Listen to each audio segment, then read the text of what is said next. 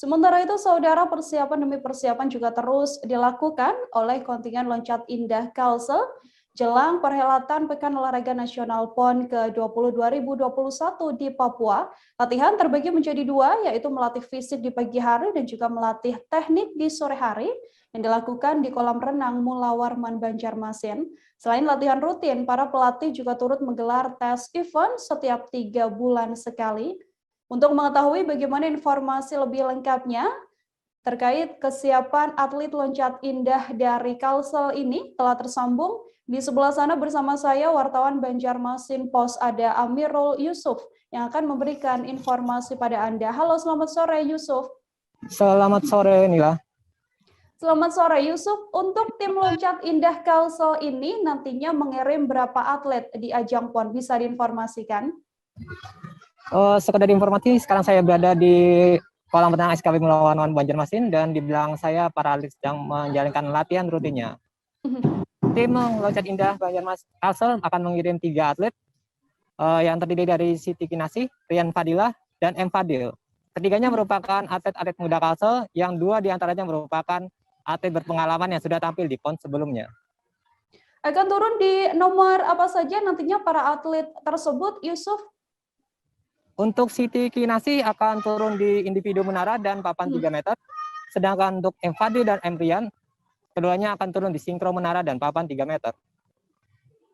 Oke, lalu ya mungkin bisa diinformasikan juga untuk bentuk persiapan tim dalam menghadapi PON ini apa saja yang telah dipersiapkan?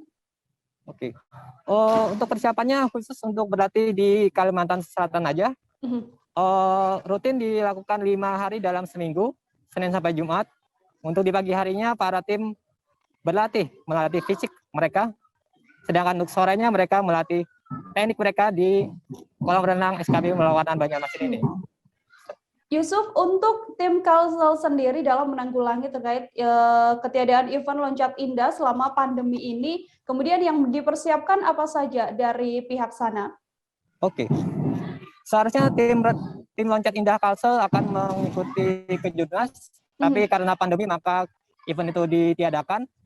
Oleh karena itu mereka mengadakan tes event yang diadakan rutin 3 kali sebulan, 3 kali dalam 1 bulan. Tes event itu untuk melatih mental dan melihat kemajuan atlet pada sesi latihan. Ya, dilakukan 3 bulan sekali. Baik, tes event yang kemudian dilakukan 3 bulan sekali. Nah, Yusuf, dalam gelaran PON ini nanti target dari tim loncat indah Kalsel sendiri akan seperti apa berdasarkan informasi yang Anda dapatkan?